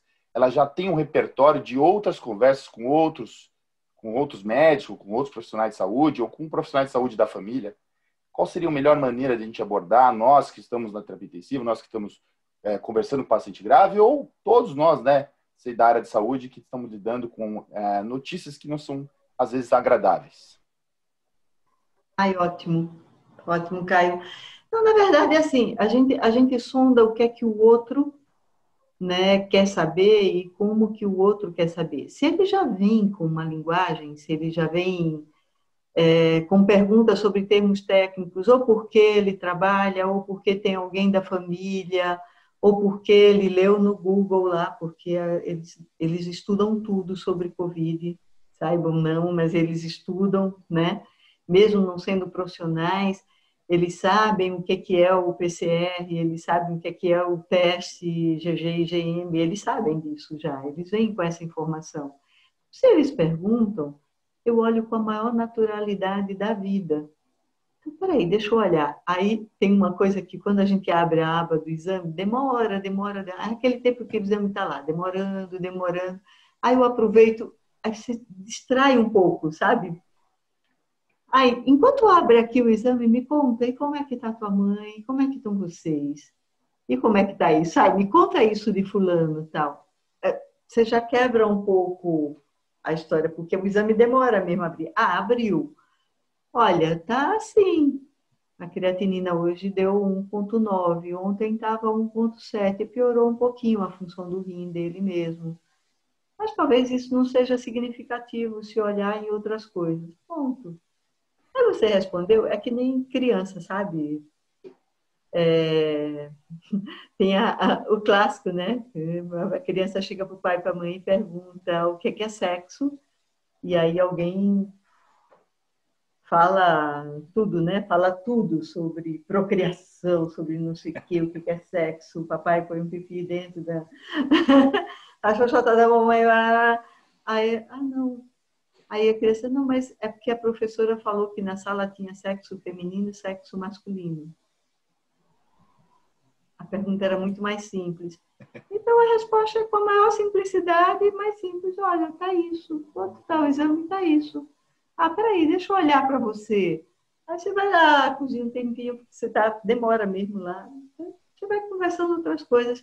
Daqui a pouco chega uma hora, e é engraçado, tem um momento que eles distraem e já não perguntam mais. A não ser que seja um Cláudio da vida, que quando pega uma pessoa nova, pergunta tudo de novo. Mas depois do dia que eu expliquei que, olha, tem muito mais coisas entre o céu e a terra, não é somente o exame, na verdade tem muito mais coisas, né, que a gente não entende. A vida é muito complexa, essa doença é uma doença difícil e tal. Mas você vai amenizando, vai quebrando um pouquinho. Mas se você põe uma barreira, não vou te falar disso, às vezes a gente fica chateado, aí é pior. Sabe? É pior porque você cria uma resistência. Tem uma ideia. Caio, posso falar? Lógico. Caio, é muito curioso isso, porque eu acho que eu aprendi isso muito com a Gorete. Tem paciente que fica à beira do leito na enfermaria anotando todos os dados vitais. E aconteceu isso, aí entrou essa medicação, aí aconteceu não sei quem, aí veio aqui. E a Gorete um dia pegou desse caderninho, uma paciente, né, era uma filha super obsessiva, e ela virou e falou assim, e ela contou para a gente a necessidade das famílias, das pessoas, de terem algum controle. Quando você vai mensurar as coisas, né, é que nem você está saindo com alguém, quantas vezes a pessoa pagou, abriu a porta, não sei o quê. Não dá para... A pessoa quer a linguagem técnica para ter controle, né? E aí, eu não tenho nenhum problema em passar. Todos querem saber a sorologia, todos querem saber se confirmou Covid ou não, né? Se fez ultratomo, e tudo bem. E qual o problema falar da linguagem técnica? Acho que o problema é ficar só na linguagem técnica, né? Em algum momento, você dá uma visão mais ampla disso. Porque senão vai ficar assim, e o FO2 está 55. Aí, e quanto está não sei o quê? Está tanto. E a Nora? Quanto está a Nora hoje? Né? O que é para um leigo a dose da Nora? A Nora está dobrada, né? E aí a gente fala, poxa, como está difícil. Então, a gente passa todas as informações, né? Como tem muita gente da enfermagem, eles querem saber o antibiótico, o dia de antibiótico, a creatinina. É impressionante. Então, você fica um tempão passando a informação. Eu acho que o problema não é responder essa questão, é conseguir ir além disso, né? E lembrar disso. É uma tentativa de controle, como se tudo fosse mensurável, né? Só que não. E tudo bem, porque... E aí que a Gorete falou da gente ter um médico na ligação, porque eles querem saber a questão técnica, está sendo tratado, está recebendo o que cabe, né? A diálise. E aí, essa tradução intérprete é legal, porque você vira e fala assim, tá difícil não ter a diálise, mas por quê? Porque a pressão não está dando, porque não está conseguindo, porque ficou assim. Mas eles perguntam tudo, diurese, creatinina, hipotário, é impressionante, você tem que falar tudo. E outros não, outros são ligações super rápidas, tá melhor, doutora, tá legal, né? E aí vai. Mas o problema não é o técnico, é ficar só nisso. É um exercício de paciência. Na hora mesmo que eles perguntem uma coisa muito técnica, eles querem interagir, eles querem ouvir, eles querem te segurar mais. Eu vi a Érica Palotino dando uma aula de luto e ela falava sobre isso, né? Da necessidade que às vezes o parente tinha de te segurar na ligação mais tempo, porque queria te ouvir ou queria estar do teu lado mais tempo. De uma certa forma, queria que alguém o escutasse. Né? E aí, essa também é uma compreensão que a gente precisa ter, né? Psico pode palpitar aqui? Sim. Só complementando um pouquinho do que você, a Sá, já responderam aí do Dr. Caio, acho que a gente precisa entender a função de cada família, né? Assim, dessa questão de ficar perguntando tecnicamente, né? Na linguagem técnica, a gente precisa entender a função disso para cada família, né? Alguns é a questão do controle mesmo, né? De ter alguma sensação de controle, não de querer controlar o outro, mas de poder minimizar essa sensação de impotência, né? Ter uma sensação de controle de alguma coisa. Para outros é uma questão de confiança, né? Vamos ver se esse médico sabe do que ele está falando, vamos ver se ele está atento ao que está acontecendo, né? Para outras, pode ser essa questão de ficar um pouquinho mais, porque é uma figura de amparo, de apoio. Então, a gente precisa entender a função. E para entender a função, a gente precisa escutar. A gente, às vezes, fica muito preocupado em o que eu digo, né? E para saber o que eu vou dizer, muitas vezes eu preciso escutar, observar, ainda que por telefone. Achei lindo, Goga, você falando do Cláudio, né? Você falou umas 2 ou 3 vezes. Daí ele olhou para mim e perguntou. Daí eu olhei para ele e falei. E, né? No telefone eu achei isso lindo demais, que você consegue olhar, né? Mesmo com um telefone ali. Achei isso muito tocante. Então a gente precisa escutar primeiro para entender qual que é a função, né? De ficar perguntando ali tantos dados técnicos, acolher, entender qual que é a função para poder informar de forma empática e acolhedora, né? E bem isso que a Sara falou, não se prender à questão técnica, né? Fazer isso que o Luiz fez de forma tão brilhante, né? De trazer a pessoa e a história para essa comunicação, que eu acho que isso é essencial. Isso já vincula, né? Já facilita a questão do vínculo e leva a conversa para um outro tom, assim. Acho que é isso.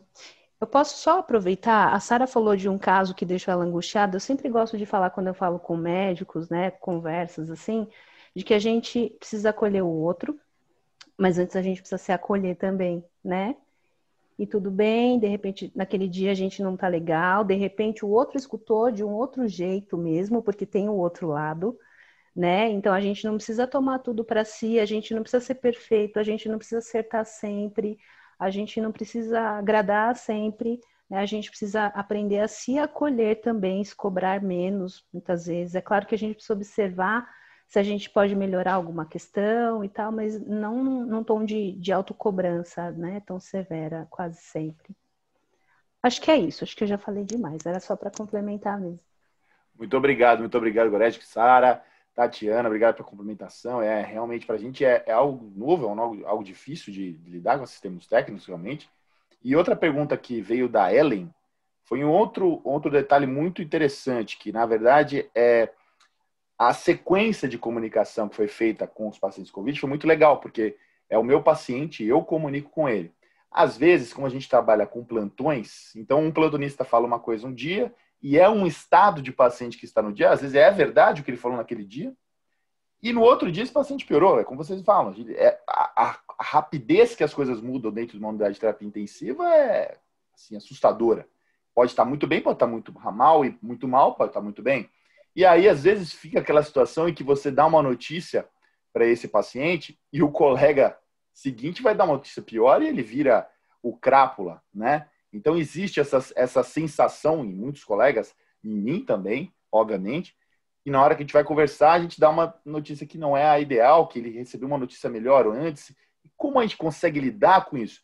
Além da comunicação entre a equipe, o que mais a gente pode usar de arsenal, de contato, de empatia com esse familiar e com o colega nosso, obviamente? Essa é da Ellen. Nossa, eu estava coçando aqui com essa história da Ellen. Nossa, e o Covid é craque em fazer isso, né? Quantas vezes a gente dá uma notícia ótima. Nossa, tem uma notícia ótima hoje. Ah, como é que está você? Tomei. Ah, sua mãe também está ótima. Foi estubada hoje, está tudo bem. Aí quando é amanhã, a mamãe volta a ser entubada. Porque deu tudo errado, aconteceu alguma coisa, até pior, né? E aí você dá... É muito importante, por isso a gente tem registrado, né? A gente criou aquela aba de contato e registro. Então, sempre antes de dar a notícia, eu leio o que é que o colega falou no dia anterior. Né? Como é que estava e o que é que foi dito. A gente sempre registra o que foi dito. Assim, cada um tem seu jeitinho de registrar, mas registra. Eu falei disso, daquilo. Eu leio como é que foi no dia anterior. Aí leio a evolução. Aí a gente já introduz como... aquela técnica básica de dar uma notícia. De, nossa, ontem você recebeu uma notícia ótima, mas a minha de hoje não é tão boa quanto a de ontem. Você já jogou o tapete vermelho para você mesma ali, né? Você já anunciou que não está. Olha, aconteceu alguma coisa que a gente não estava prevendo. Né? São mudanças dessa doença mesmo. Ela saiu, foi estubada ontem, estava bem, mas durante a noite ela começou a piorar e a gente achou mais prudente, a equipe achou mais prudente entubar ela de novo, porque é mais seguro para ela. Ou piorou, ou parece que foi alguma infecção, ou aconteça o que acontecer, entendeu? Mas a gente tem que preparar um pouquinho o terreno e é muito importante, Ellen, Ellen faz uma observação legal. A comunicação não existe somente entre a gente e o familiar, né? Mas tem que existir entre a equipe mesmo, né? Por isso que a gente usa muito o grupinho, por isso que a gente troca figurinha. Tatiana é psicóloga da equipe, é minha dupla, então a gente troca uma figurinha, olha, nossa, piorou hoje, o que é que foi? A gente criou uma anotaçãozinha entre a gente, uma tabelinha, e aí a gente deixa alguma coisa anotada, quando chega, e agora está no drive, eu olho, nossa, seu fulano piorou hoje, o que foi que aconteceu? Né? E acontecem uma série de coisas. Então, criar um mecanismo de fazer esse elo entre a equipe é muito importante. O que um disse hoje, e tem a forma também das pessoas dizerem, o Ederlon me deu essa dica, olha, tem médico que é mais otimista, que vê as coisas de uma forma otimista, tem médico que, pela sua própria característica, vê de uma forma pessimista. Está grave, gravíssimo, está assim, ferrou. E o outro fala, olha, continua grave, é um doente delicado, tal, de UTI, mas tem alguma coisa, o antibiótico que entrou ontem parece que surtiu um efeito positivo, acho que ela está reagindo ao antibiótico. Isso muda completamente, né? A forma de comunicar também. Então, fazer, ai, nossa, ontem a médica falou tanta coisa, eu achei que a minha mãe estivesse morrendo, hoje a senhora falou, puxa, me deu até um alívio. Olha, ela continua uma doente grave, continua muito frágil, mas a gente vai buscando as pequenas melhoras, tal, você vai criando um elo entre o outro, né? Também para você não criar o bom e o bonzinho e o ruinzinho, né? Você cria elos. É habilidade eu queria também.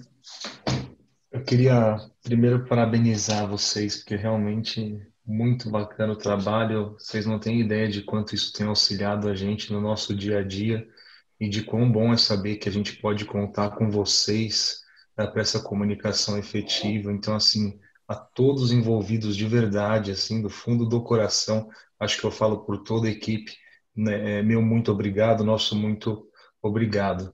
Eu gostaria de fazer aqui pontuar algo que eu vivi na pele a respeito de comunicação.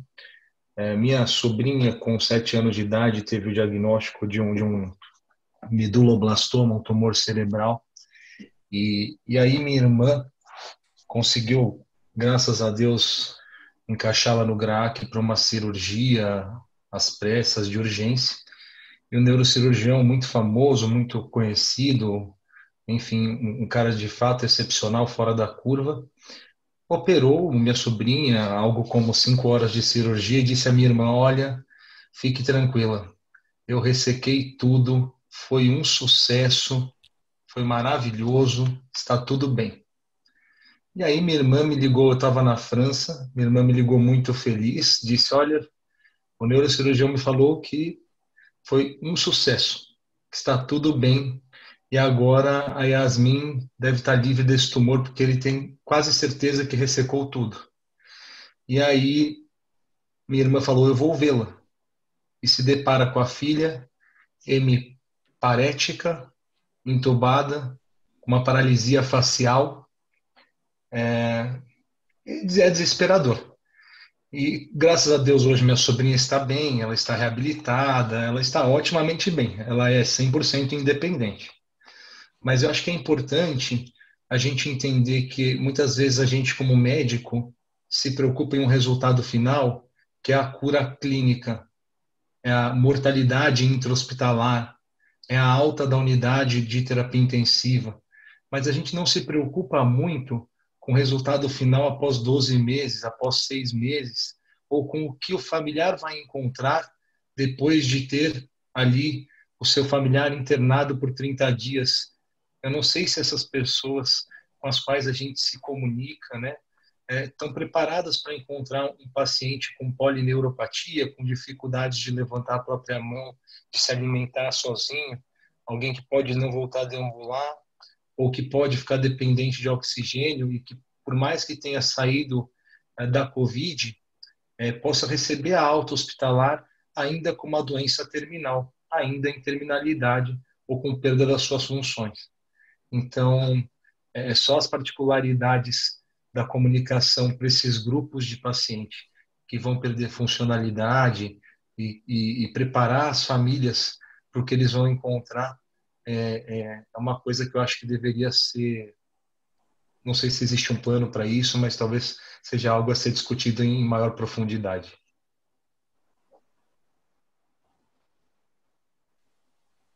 Certeza, Daniel. Tem aquele paciente que recupera muito rápido, né? Que tem um quadro respiratório, recupera rápido e tudo bem. Mas quando eles vão ficando e vão demorando, a gente tem mesmo que ser muito sincero e preparando. Eles, muitos já sabem, e quando não, a gente vai dizendo, olha, é possível que ela saia desse quadro muito frágil. Hoje a conversa foi uma conversa linda, é um exemplo ótimo. A gente tem um paciente que é um técnico de enfermagem, com uma pessoa super vaidosa, que eu falo com a sobrinha dele. A sobrinha é enfermeira de uma das UTIs do Einstein. Então, uma pessoa super informada, maravilhosa, super querida, tem o maior respeito pelo trabalho do servidor, super elogia o trabalho. Mas esse rapaz teve alta da UTI, voltou para a UTI, eu peguei ele na volta da UTI, e ele está piorando, assim, ele está cronificando e ela sabe disso, né? E hoje ela fez e cogitaram a traqueostomia. Ela falou, olha, eu sei que tecnicamente a traqueostomia é melhor para ele, mas eu fico imaginando, ele vaidoso como ele sair da UTI, técnico de enfermagem, que conhece toda essa história, ele sair da UTI com a traqueostomia, para ele vai ser muito ruim. Muito ruim. Quando ele saiu da primeira internação, ele se olhou muito mais, parece que ele teve alta, ele chegou a ter alta e ir para casa e voltou.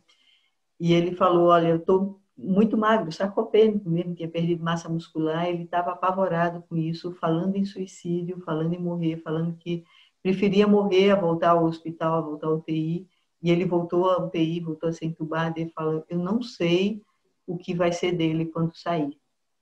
Eu acho que ele não está preparado para sair sequelado, ele não está preparado para sair crônico. Eu não desejo a morte dele, claro, eu desejo que ele viva, mas eu fico muito preocupada dele viver dessa forma, né? E se chegar uma hora que tiver que limitar tratamento, sinceramente, eu vou apoiar vocês, porque se vocês perceberem que não vai dar certo, que ele vai sair para uma morte próxima depois, talvez para ele seja melhor mesmo limitar o tratamento. Ela falou isso muito claramente, assim, até um pouco envergonhada, né, que o familiar fica, de uma forma muito delicada, ela foi muito delicada, eu tentei fazer um registro delicado também e acionei o Ederlon, olha, tem um registro aqui da sobrinha do paciente falando sobre isso, né? E precisa se falar francamente sobre isso mesmo, é muito importante. Fala, chefe.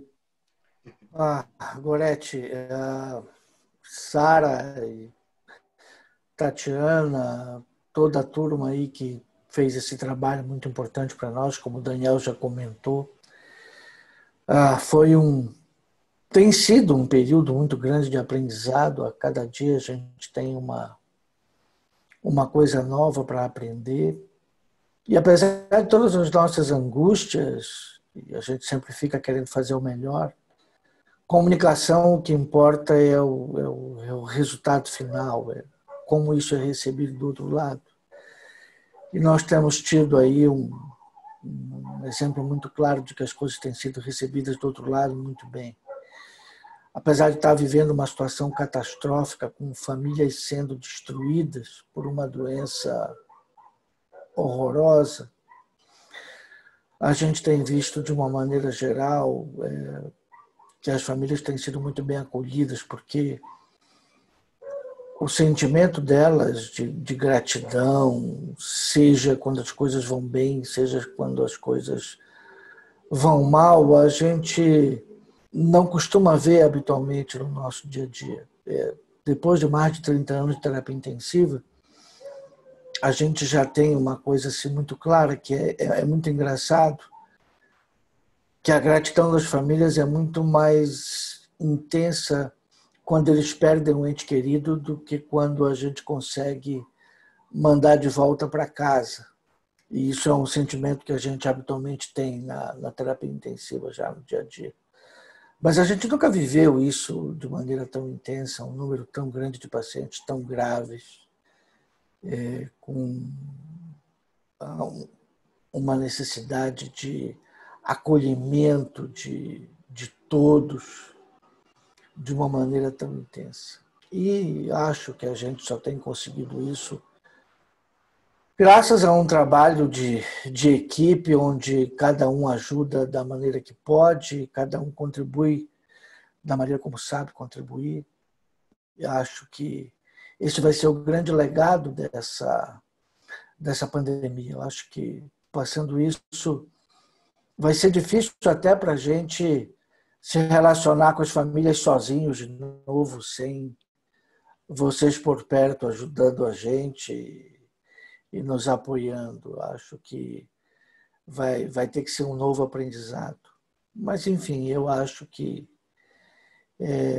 essa tem sido uma parte muito especial para mim, principalmente, de aprendizado durante a pandemia, e onde eu tenho a oportunidade de falar sobre a nossa experiência, sobre o que aconteceu no IANSP, eu nunca deixo de dar um destaque especial a essa parte do acolhimento das famílias, porque eu tenho certeza que a gente tem feito algo muito especial, muito diferente da média, e que tem ajudado a confortar as famílias. Eu, outro dia, fiz um comentário por conta de um agradecimento de uma família, de uma paciente que, como a Gorete falou, a gente num dia contou que ela foi estubada e no outro dia a gente teve que contar que ela morreu. Isso foi muito duro para nós, imagina para a família. E esse filho agradeceu muito, e eu até me perguntei, distribuí isso dentro da nossa equipe, que às vezes eu me questiono se a gente é tão merecedor de toda essa gratidão e reconhecimento das famílias.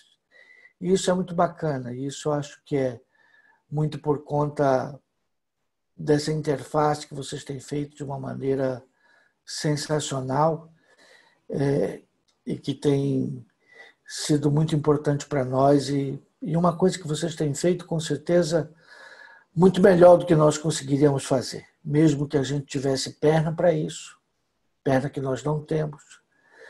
A gente fica muito contente de saber de que vocês estão fazendo isso por nós, muito, muito, muito melhor do que nós faríamos. E, óbvio, tem servido para nós aí de um grande aprendizado. Muito obrigado aí pelo trabalho de vocês, que está sendo muito importante para todas essas famílias e também muito importante para nós. Obrigado de verdade.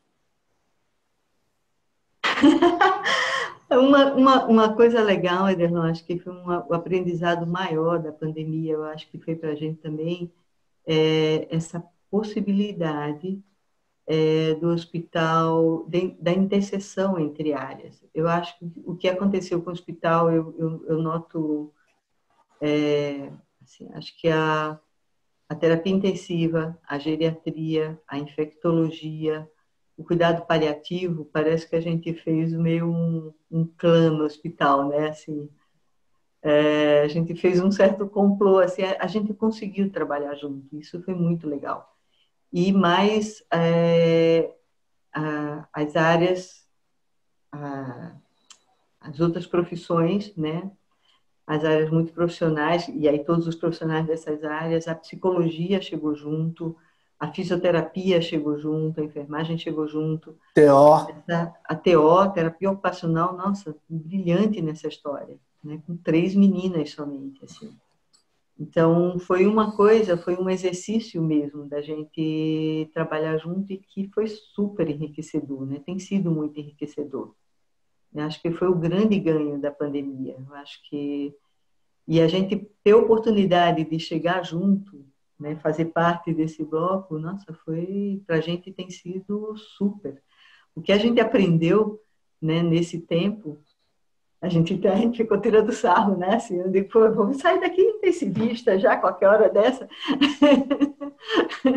FIO2 de PIP, de não sei o que, para mim isso tudo era grego até há pouco tempo. Mas não é assim, acho que é o exercício da interdisciplinaridade mesmo, né? De trabalhar junto, e isso é de grande aprendizado. Eu acho que todo mundo saiu enriquecido. Quem conseguiu entrar no bolinho saiu enriquecido. Quem continua de fora aí brigando e falando besteira, francamente, vai continuar de fora e falando besteira e vai continuar trabalhando só no seu mundinho, com um olhar cada vez mais estreito. E aí, paciência. Nem a pandemia serviu para mudar esse olhar estreito. Eu acho que a gente teve oportunidade de usar o pescoço, né? Eu digo que a gente tem um pescoço entre a cabeça e o tronco, para essa cabeça girar e a gente olhar de lado, né? Quem fixou o pescoço e está lá congelado e só olha na frente, paciência. Sinto muito, eu tenho pena. Tem uma história. Ganhou. Essa história da parceria entre as equipes tem uma história que para mim é o máximo, porque eu não tinha ideia que o pessoal da UTI lia os nossos contatos familiares. E aí, no fim de semana anterior a dona Lázara falecer, essa do filho Carlos, né?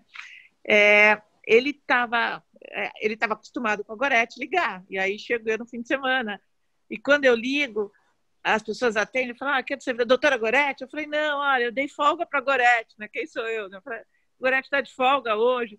E aí ele começou a perguntar, a grande dúvida dele no sábado é se os áudios enviados tinham sido mandados, né? Se a mãe dele ouviu essa história dos 12 e tal.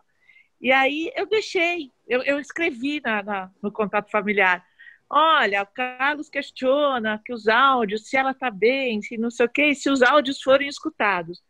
E a Rebeca e Lívia, se não me engano, que estavam na UTI, leram meu contato familiar, e quando eu fui ligar no domingo, tinha resposta. Fala para o filho ficar tranquilo, que ela ouviu. E era uma sequência de áudios e de cantos religiosos e tal. Ele ficou numa paz, que eu falei, olha, essa ligação foi falsa com ele, porque foi um feedback mesmo, né? A ideia de que a UTI lia a gente e podia responder. Então, foi uma comunicação dos dois lados. Isso foi uma ligação super tranquila. Ele era realmente, nesse dia ele pediu menos detalhes e tal, porque a demanda dele foi assistida. A pessoa me respondeu o que ele havia me perguntado no sábado. Foi muito legal. Acho que foi a Rebeca, se não me engano. E aí eu falei, pô, tá tudo alinhavado, a gente está em parceria aqui. Foi muito legal saber que vocês liam os nossos contatos, né? A Beatriz, que é uma leitora habitual e adora. Fala, Bia, conta um pouquinho aí da experiência. Cadê a Bia? Bruno também é um outro leitor assíduo.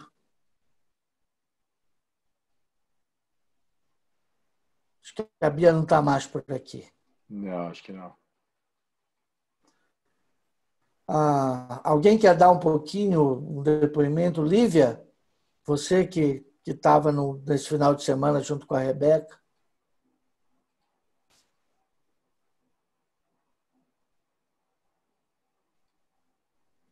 Está todo mundo intimidado aí, Caio.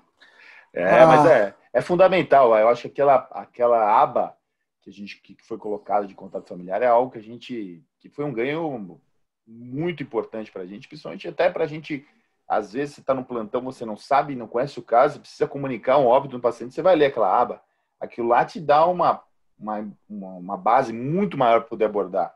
Então, é realmente algo que foi, estrategicamente falando agora, e logicamente com comunicação, algo que foi fundamental e realmente mudou bastante a nossa condição de dar notícia e conversar com o familiar na UTI. Lembrando que até alguns andares a gente fazia comunicação, e essa possibilidade de a gente ter o que já foi falado antes é fundamental para fazer esse tipo de abordagem.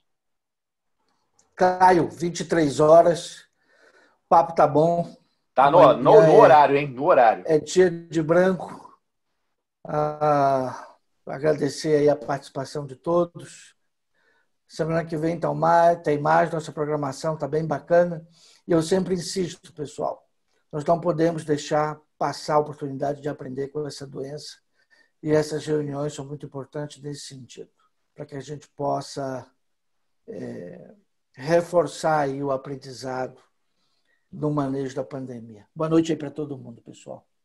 Boa noite a todos, pessoal. E lembrando das próximas aulas, a lista está aqui. Vou divulgar essa lista para vocês novamente. Essa lista que vai sendo acompanhada de todas as aulas, até para vocês não se perderem. Lembrando que nós temos aula até dia 25 de novembro e a gente pretende prolongar isso daí. mas fiquem atentos aí nas datas e os links vão estar sempre dispostos na mesma localização. Boa noite a todos. Boa noite. Obrigada. Obrigado, Gorete. Muito boa aula. Um Muito abração, obrigado, turma. Sara, Tatiana, todos. Raíssa, Ura.